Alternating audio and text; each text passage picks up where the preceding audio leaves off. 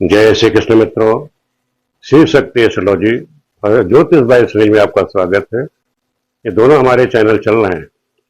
इसमें आपको मैं ज्योतिष संबंधी संपूर्ण जानकारी दे रहा हूँ। चाहे ज्योतिष गणना है, फलादेश करना है, ग्रह गोचर है, मुहूर्त निकालना है, विवाह विचारना है, ज्योतिष संबंधी संपूर्ण जानकारी आपको दी जा रही है। यदि आपको किसी प्रकार की कोई परेशानी है, संतान संबंधी है, रोजगार संबंधी है, पत्नी संबंधी है या आर्थिक संबंधी कोई दिक्कत है, शत्रुओं से कोई परेशानी है, इससे संबंधी कोई प्रश्न आप पूछना चाहते हैं, हमारा मोबाइल नंबर हर वीडियो पे चलता ही रहता है। वही मेरा व्हाट्सएप नंबर भी है, उससे भी आप लोग संपर्क कर सकते हैं और संपूर्ण जानकारी आप लोग प्राप्त कर सकते हैं। जय श्री कृष्ण मित्रों, श्री शक्ति एस्ट्रोलॉजी में आपका स्वागत है। आज हम आपको सिखाने जा रहे हैं कुंडली विश्लेषण करने में कि स्त्री में बांझपन क्यों होता है। जैसे आप लोग देखते हैं कि स्त्रियों में बांझपन बांझा योग बनता है, संतान नहीं होती, उसका कारण क्या है, ऐसी ग्रहों की क्या स्थिति है, चाहे वो स्त्री है या पुरुष है, उसको संतान नहीं होती, उसका कारण क्या है। आप लोग जानते हो, किसी जाति का कुंडली आती है तो समाज में आप लोग जानते ही हैं कि एक बांझपन जो है, जो स्त्रियों में, फीमेलों में इनफर्टिलिटी की जो दिक्कत है, वो सबसे बड़ी समस्या है। लोग डॉक्टरों के पास चक्कर लगाते हैं, कारण क्या है, गुरुजी मुझे प्रॉब्लम क्या हुई है, कारण क्या है, किस कारण से मुझे या किस ग्रह के दोष के कारण मुझे प्रॉब्लम हो रही है, जिससे उपाय तो कर सके। ये हमें जानना अनिवार्य होता है, क्योंकि लोग इस पे चर्चा नहीं करते, विद्वान लोग, क्योंकि जो अच्छे विद्वान हैं वो अपने पास से चीज छुपा के रखते हैं, क्योंकि वो सभी चीज आपको ज्ञान दे देंगे तो उनकी दुकान कैसे चलेगी। समस्या ही आती है कि लोग कुछ चीजें अपनी छुपा लेते हैं। लेकिन हम आज कोशिश करते हैं कि आप सभी लोग ये सीख करके समाज की अच्छी सेवा कर सकें, लोगों को बता सकें भाई प्रॉब्लम आपको संतान होने में इस ग्रह के कारण, कि जो संतानपन नहीं हो रहा है, बांझपन आ रहा है, बंध्या योग बना, उसका कारण ये है, इसका ये उपाय करिए, इससे भगवान आपकी सुन लेंगे, ये आप दान करिए। आज हम इसी बात पर चर्चा करते हैं, कारण क्या होते हैं, ये ग्रहों में स्थिति क्या होती है। आपके पास कुंडली आ गई तो आप उसका विश्लेषण करेंगे कैसे, देखेंगे कैसे, आज इसी बात पर चर्चा करेंगे। आप लोग सावधानी पूर्वक सीखिएगा, क्योंकि ये जो विषय है बहुत ही गूढ़ विषय है, जिस पर हम चर्चा करेंगे। जैसे स्त्री में बांझपन है या बंध्या योग जिसे कहते हैं, फीमेल में इनफर्टिलिटी की जो समस्या है, उसका कारण क्या है, उसी बात पर आज हम चर्चा करेंगे। जैसे हम हमेशा आपको बताते आए हैं, पहले आप लोग सूत्र नोट कर लीजिए, फिर एक कुंडली लेते हैं, फिर उस पर हम आपको चर्चा करके बताएंगे कि इसमें यह योग बने कैसे, कारण क्या है, और फिर इसका उपाय आप कैसे बताओगे। आज इस सब बात पर चर्चा करेंगे। हो सकता है वीडियो थोड़ी आपकी लंबी हो जाए, उससे आप घबराना नहीं, तो एक लिए है कि ज्ञान की चीजें आप लोग सीखिए। सर्वप्रथम नोट कर लीजिए, मान लो हम किसी कुंडली देख रहे हैं, उसके जन्म लग्न में जो लग्न राशि है वहां पर मेष, वृष या कुंभ लग्न हो, या ये भी ध्यान रख सकते हो अगर लग्न में ये लग्न हो या इनकी शनि या बुध की राशि भी हो, ये भी ध्यान रखना। जैसे यहाँ शनि की राशि एक दे रखी है, शनि बुध की राशि आपको पता ही है, शनि की राशि होती मकर कुंभ, बुध की होती मिथुन और कन्या। लग्न में मेष, वृष, कुंभ यानी बुध की राशि मिथुन या कन्या राशि हो, उस पर लग्न और लग्न पर पाप प्रभाव हो।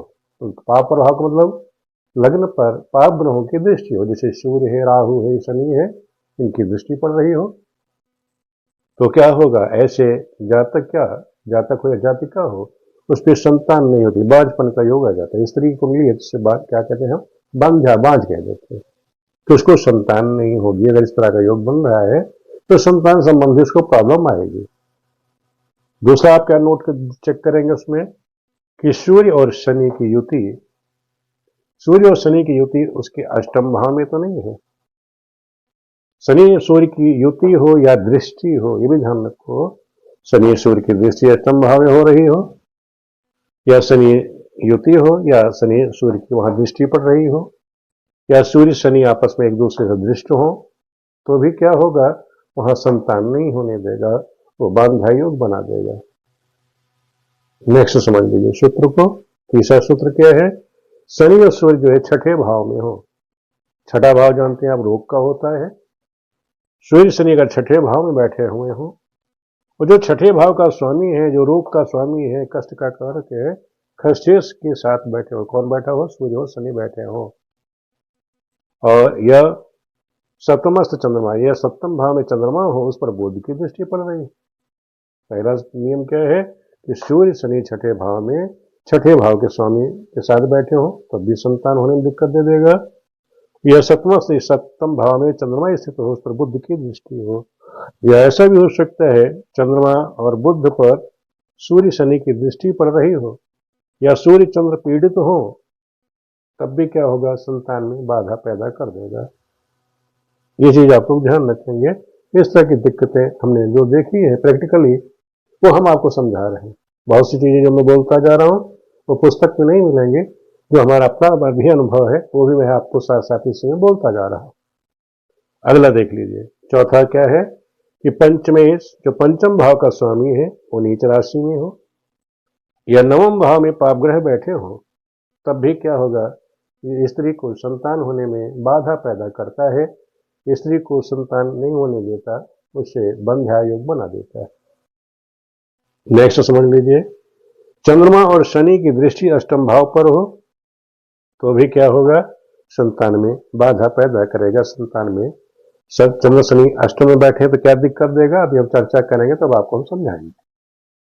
छठा सूत्र नोट कर लीजिए, चंद्र और शुक्र लग्न में बैठे हुए हो, चंद्र शुक्र लग्न में हो, या मेष राशि में हो, वृश्चिक में हो, मकर में हो, कुंभ राशि में बैठा हो, कौन? चंद्रमा और शुक्र, चाहे वो लग्न में है यानी पर प्रथम भाव में हो, अष्टम ये राशि में है, मेष राशि में हो, लग्न के, ये ध्यान रखना।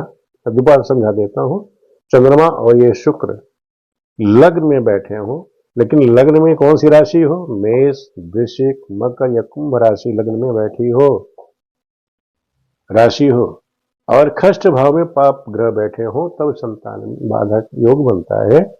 पुनः समझो, चंद्र और शुक्र लग्न में हो, और लग्न में जो है मेष, वृश्चिक, मकर या कुंभ राशि हो, और छठे भाव में पाप ग्रह बैठे हो, तब भी संतान बाधक योग बन जाएगा, यानी बंध्या योग बन जाता है, वाजपन का योग बन जाता है।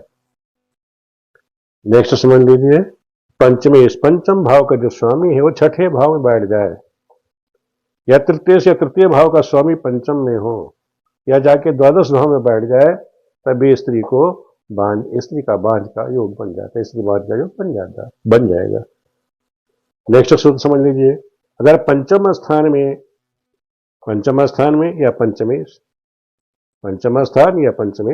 शनि या बुध से दृष्ट हो, या इनकी राशि वहां बैठी हो, तब भी संतान नहीं होगी, क्योंकि शनि बुध दोनों ही क्या कहेंगे हैं? इन्हें कहा गया है कि नपुंसक ग्रह कहेंगे। अगर पंचम स्थान में या पंचमेश शनि बुध से दृष्ट हो, या पंचम स्थान में शनि की या बुध की राशि बैठी हो, तो भी क्या है? संतान में दिक्कत आ जाएगी। अगला सूत्र समझ लीजिए, सप्तम भाव क्या है? सप्तम भाव में शनि बुध हो, सप्तम स्थान में शनि बुध बैठे हो, या इनकी राशि हो, इनकी राशि की ओर ही शनि की राशि मकर कुंभ हो, बुध की मिथुन कन्या राशि हो सप्तम स्थान में, या सप्तमेश शनि बुध से दृष्ट हो रहा हो, या इनकी राशि हो। जो शनि बुध सप्तमेश जो है शनि बुध की राशि में हो, तब भी संतान में बाधा पैदा करेगा। अब हम ये तो हो गए सूत्र।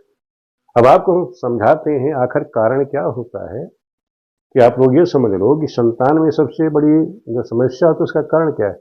उसके लिए हम विचार कहां से करेंगे? एक तो पंचम स्थान संतान का होते ही है, संतान का मारक द्वितीय, पंचम से द्वितीय, छठे भाव ये रोग का भी स्वामी होता है, जब तक के रोग को कष्ट को भी देता है, संतान का मार्ग भी बन जाता है। तो पंचम और छठे करेंगे। सप्तम भाव बहुत मुख्य होता है। सप्तम भाव होता है उसको आंतरिक बीमारी, कष्ट देना। कोई जातक या जातिका है उसको अंदरूनी बीमारी, कमजोरी पैदा करना। अष्टम भाव होता है गुप्त रोगी बना देना। अब हमको यही देखना है संतान में बाधक क्या हो रहा है, रोग के कारण है, आंतरिक बीमारी है, गुप्त रोगी है, कारण क्या है, तो भी हम चर्चा करेंगे भी इसी पे।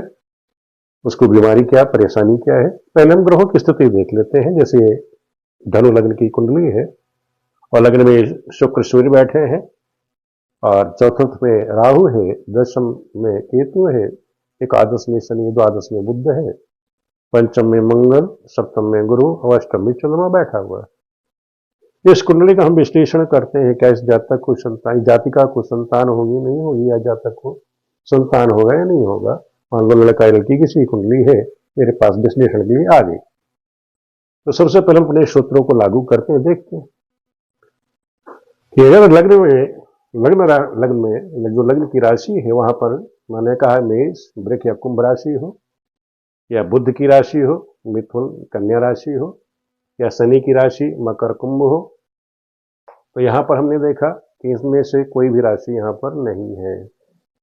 लग्न पर पाप प्रभाव हो, लग्न पर पाप प्रभाव हो, हमने देखा यह लग्न पर पाप प्रभाव है।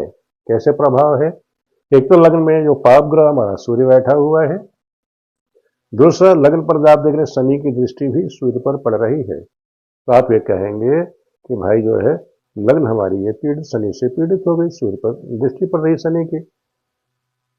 और जो यहाँ शुक्र क्या है, शुक्र भी बैठा हुआ है। शुक्र कहाँ इस कुंडली में क्या कारक है, वो छठे भाव का स्वामी होकर बैठा हुआ है, खरखेश होकर बैठा है। तो आप ये कह सकते हो कि भाई लग्न ये पीड़ित तो हो गई, तो अगर लग्न पर पाप प्रभाव है तो मानसिक रूप से तो परेशान कर ही देगा। तो यहाँ पर एक तो यह हो गया पहला सूत्र, एक तरह से समझ लो कि लागू हो गया कि लग्न पर पाप प्रभाव है, तो हम कह सकते हैं कि पहला सूत्र तो ये लागू हो गया इस कुंडली पे।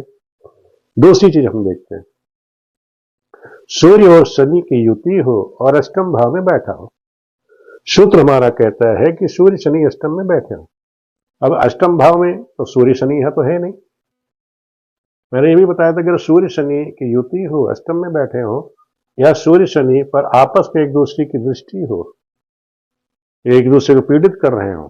हमने कुंडली में क्या देखा, यहां सूर्य पर शनि की दृष्टि है, यानी सूर्य पर शनि की दृष्टि है। तो हमने क्या देखा, और शनि कहाँ बैठा हुआ है, ये छठे से छठे भाव पर बैठा है, ये रोग का स्वामी है, छठे से छठे भाव में ये यहाँ बैठा भी है। तो हम कह सकते हैं कि भाई यहाँ पर सूर्य शनि की जो युति हो, या सूर्य शनि एक दूसरे को दृष्टि कर रहे हो, या युति करें या एक दूसरे को देखते हो, दृष्टि डालते हो, तो भी क्या होगा, ये संतान के बाधक का योग बना देगा, संतान बाधक योग बना देगा। नेक्स्ट समझ लीजिए, ये दूसरा भी आपका यहां लागू हो गया, ये भी ध्यान रखना, नोट करते जाना जो चीज मैं बोलता जा रहा हूं। तीसरी चीज नोट करिए, अगर सूर्य और शनि छठे भाव में हो, अब यहां सूर्य शनि तो छठे भाव में नहीं है, लेकिन छठे से छठे भाव में शनि है, छठे से छठे भाव में शनि है, और छठे भाव से अष्टम में सूर्य बैठा है। तो यह तो है कि सूर्य शनि छठे भाव में हो और यह खष्टीस के साथ बैठा हो। अब यहां पर हमने देखा कि सूर्य जो है, शनि कहाँ बैठा है, छठे से छठे भाव में शनि बैठा है, और जो छठे भाव का स्वामी है उसके साथ सूर्य बैठा है। तो यह भी चीज एक तरह से आपकी क्लियर हो जाती है कि सूर्य शनि छठे भाव में बैठे हो, या खष्टेश के साथ बैठे हो, सूर्य शनि खष्टेश के साथ बैठे हो। तो यहाँ खष्टेश जो है सूर्य के साथ बैठा हुआ है, और शनि जो है खष्ट भाव में ना हो तो लेकिन छठे से छठे भाव में शनि बैठा हुआ है। ये भी सूत्र एक तरह से लागू हो जाता है। फिर कहता है सतमस्त चंद्रमा पर बुध की दृष्टि हो। मैंने कहा सतमस्त चंद्रमा पर, सतवें घर में चंद्रमा बैठा, चंद्रमा यहाँ सप्तम पर बैठा हो और या बुध की दृष्टि पड़ रही हो, बुध की दृष्टि इस पे चंद्रमा पड़ रही हो, यानी बुध और चंद्र का क्या होगा, मन बुद्धि दोनों ही डिस्टर्ब हो जाए। यानी चंद्र बुध एक दूसरे को डिस्टर्ब करेंगे तो मन बुद्धि दोनों ही डिस्टर्ब होगी। या चंद्रमा बुध पर किसी पाप ग्रहों की दृष्टि पड़ रही हो, ये भी ध्यान रखो। अगर पाप चंद्र बुध आपस में दृष्टि डाल रहे हो, या किसी पाप ग्रहों से पीड़ित हो, सूर्य से, चंद्रमा से, राहु से, किससे, सूर्य से, मंगल से, राहु से पीड़ित हो चंद्र बुध, तब भी इस तरह का योग बन जाएगा। तो हम देखते हैं सत्व ये चंद्र और बुध पर किसकी दृष्टि है, चंद्रमा पर देखो, ये चंद्रमा पर राहु की दृष्टि है, बुध पर भी राहु की दृष्टि है, यानी जो चंद्र बुध है दोनों ही राहु से पीड़ित हैं। तो हमें कह सकते हैं ये जो सूत्र बन रहे हैं ये भी यहाँ पर लागू हो रहा है इस जातक की कुंडली में, ये सूत्र भी यहाँ लागू हो गया कि चंद्र बुध दोनों ही पीड़ित हैं, या चंद्र एक दूसरे पर दृष्टि डालें या चंद्र बुध आपस में पीड़ित हो किसी ग्रह से, पाप ग्रह से। और सूर्य जो था बताया कि मैंने, सूर्य जो है छठे भाव के स्वामी के साथ बैठा, खस्तेश के साथ बैठा ही हुआ है। शनि जाके छठे से छठे भाव यहाँ बैठा हुआ, छठे से छठे भाव में शनि बैठा है। ये सूत्र भी आपका लागू होगी इस जातिका की कुंडली में। नेक्स्ट समझ लो, अब पंचमेश नीच राशि में हो। अब यहाँ पंचमेश नीच राशि में तो नहीं, अपनी ही राशि में बैठा हुआ है, और नवम में पाप ग्रह हो, नवम में पाप ग्रह, नवम में कोई ऐसे ग्रह नहीं है, तो ये सूत्र यहाँ लागू नहीं हो रहा है, तो ये सूत्र इस पर लागू नहीं है। नेक्स्ट समझ लो, किसी कुंडली इस तरह की हो तो आप देख सकते हैं, चंद्रमा और शनि की दृष्टि अष्टम भाव पर हो। अब यहाँ तो चंद्रमा और शनि की दृष्टि अष्टम भाव पर हो। अब देखो चंद्रमा तो स्वयं जाकर के अष्टम भाव में ही बैठा हुआ है। इस कुंडली में हमने क्या देखा कि चंद्रमा तो अष्टम भाव में ही है और शनि की दृष्टि अष्टम भाव पे है। ये शनि की दृष्टि अष्टम पर, शनि की 10वीं दृष्टि अष्टम पर पड़ रही है, तो ये भी सूत्र यहाँ पूरा है, लागू हो रहा है कि अष्टम भाव में चंद्रमा बैठा है और वहां शनि की दृष्टि पड़ रही है, तब ये बंधा योग बना रहा है, अरे सलता नहीं होने देगा। ये भी कुंडली में, ये भी सूत्र यहाँ लागू हो गया इस कुंडली में। नेक्स्ट समझिए कि यदि चंद्र और शुक्र लग्न में हो, चंद्रमा और शुक्र लग्न में हो, ना चंद्रमा लग्न में है, शुक्र तो छठे भाव का समय लग्न में है, और ये कह रहा है लग्न में है, इन राशियों में हो, इन राशि में नहीं है, छठे भाव में पाप ग्रह हो, तो ये सूत्र यहाँ लागू, छठे घर में कोई पाप ग्रह नहीं है, ये सूत्र यहाँ लागू नहीं होगा, ये वाला सूत्र इस पर नहीं लग रहा है। सातवां देखिए, पंचमेश छठे भाव में हो। अब यहाँ जो पंचम भाव का स्वामी है, ये पंचम भाव का स्वामी किसी कुंडली में यहाँ छठे भाव में बैठ जाए, पंचमेश छठे भाव में बैठ जाए, या तृतीय भाव का स्वामी यहाँ पंचम में आकर बैठ जाए, या पंचम में बैठे या द्वादश में जाकर बैठ जाए, तो भी क्या होगा, वो संतान में बाधा पैदा कर देता है, संतान संबंधी दिक्कत दे देता है। तो ये सूत्र भी यहाँ पर लागू नहीं है, लेकिन आप लोगों को ध्यान रखना चाहिए, ये सूत्र हमारे सामने किसी और कुंडली में लागू हो सकते हैं। नेक्स्ट समझ लीजिए कि पंचम स्थान में या पंचमेश शनि बुध से दृष्ट हो, ये चीज लागू हो रही पंचम स्थान में, ये रहा पंचम स्थान और पंचमेश शनि बुध से दृष्ट हो। देखो पंचम स्थान, ये रहा पंचम स्थान शनि से दृष्ट है, और पंचमेश पंचम स्थान पर भी शनि की दृष्टि है, और पंचमेश पर भी शनि की दृष्टि, पंचमेश मंगल ही है, उस पर भी शनि की दृष्टि है। यदि पंचम और पंचमेश दोनों ही शनि से पीड़ित है, दृष्ट है, या इनकी राशि हो, या शनि बुध की यहाँ राशि भी होती, तो भी इस तरह की दिक्कत देता है। अब यहाँ आपने देखा कि पंचम भाव और पंचमेश दोनों ही शनि से पीड़ित है, ये सूत्र यहाँ ये भी लागू हो गया, ये सातवां सूत्र भी आपका लागू हो रहा है इस कुंडली में। फिर हमने देखा अगला क्या कह रहा है, पंचमेश, हाँ यही सूत्र था, यही राशि थी, ये आठवां हमने देख लिया कि यहाँ पर लागू हो रहा है, ये तो यही था अष्टम।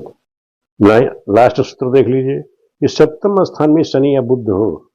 अब सप्तम भाव में शनि बुध हो, तो सप्तम स्थान में शनि बुध तो नहीं है, या इनकी राशि हो, हाँ बुध की राशि सप्तम में, शनि बुध की राशि पड़ी हुई है, इनकी राशि हो, और जो सप्तमेश है, सप्तमेश यहाँ कौन है, बुध हुआ, सप्तमेश शनि बुध से दृष्ट हो। अब यहाँ देखा हमने कि सप्तम स्थान में शनि बुध तो नहीं है, लेकिन इनकी राशि है, तो ये तो सूत्र लागू हो गया कि हाँ यहाँ पर सप्तम बुध है, और जो सप्तमेश है वो शनि बुध सप्तमेश पर शनि बुध की दृष्टि हो, लेकिन यहाँ सप्तमेश स्वयं ही बुध ही है, तो बुध कह रहा दृष्ट होने का, सप्तमेश यहाँ बुध ही है, और बुध भी क्या है, पाप कर्तरी योग में है। ठीक, कैसे आप कह सकते हो कि यहाँ देखो सूर्य और शनि के बीच में बुध बैठा हुआ है, राहु की दृष्टि भी बुध पर पड़ रही है, तो जो सप्तमेश है वो पूरी तरह से पीड़ित हो गया।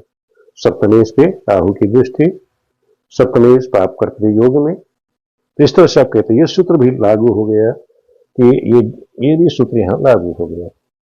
तो हमने क्या देखा इस कुंडली में, अब हमने विश्लेषण क्या किया कि सूत्र तो हमने लागू कर दिए, अब आपको ये देखना है आखिर को प्रॉब्लम हुई क्या। हमने देखा कि यहाँ सप्तम भाव, सप्तमेश पीड़ित हुआ, सप्तम भाव पीड़ित हुआ, ये सप्तम भाव पीड़ित हो गया इस जातिका का।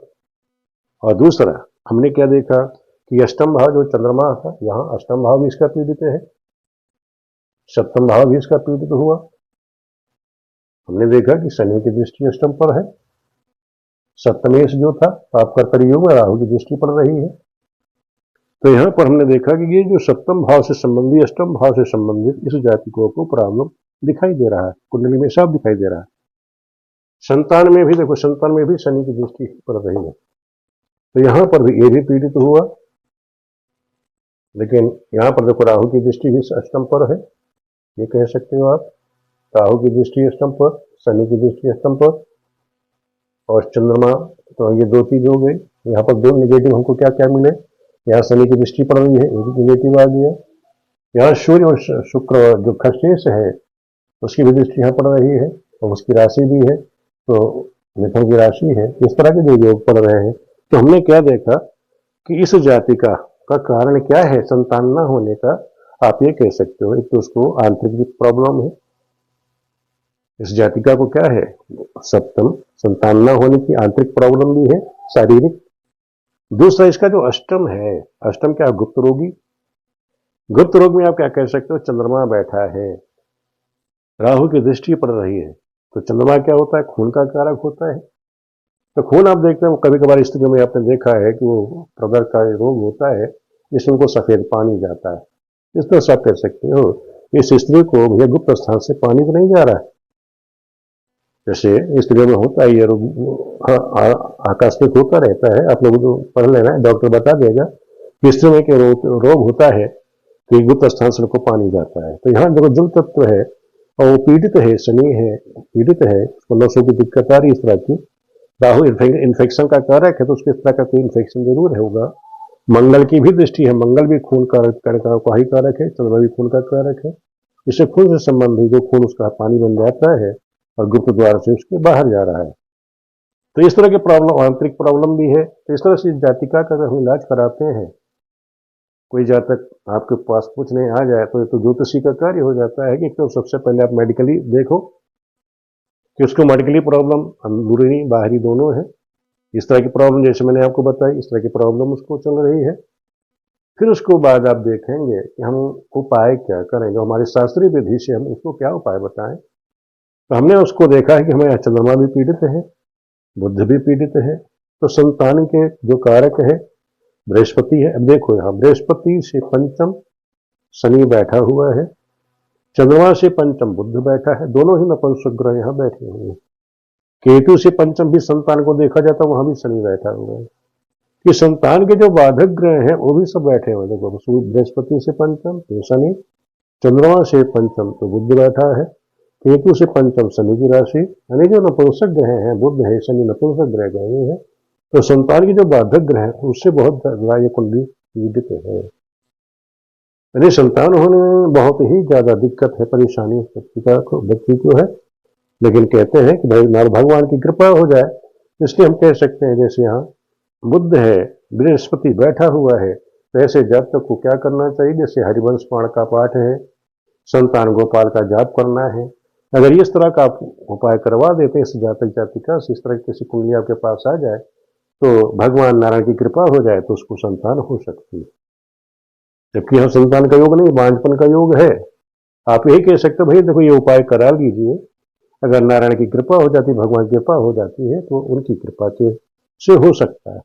लेकिन कुंडली में ऐसा कोई योग दिखाई नहीं दे रहा है, क्योंकि कुंडली में बांझपन का योग है, निसंतान का योग बन रहा है, बांझपन का योग बन रहा है। लेकिन यह है कि अगर आप इस तरह का उपाय कर लेते हैं, भगवान नारायण की कृपा हो जाए तो संतान हो सकती है। इस तरह से आपको लोगों को कुंडली देखना आना चाहिए और उसको बताना आना चाहिए। आप लोगों के वीडियो कैसे लगे कमेंट करके मुझे जरूर बताना। आप लोगों को मैं इसी तरह ज्ञानवर्धक जो चीजें हैं, जो डेली उपयोग की चीजें हैं, वो आप सिखाऊंगा, जिससे आप लोग सीख करके समाज की सही से सेवा कर सके। क्योंकि फेसबुक या यूट्यूब वगैरह से जैसे लोग सिखा रहे हैं, वो हर लोग को अपना सिखाने का अलग तरीका है, मेरा अपना तरीका है।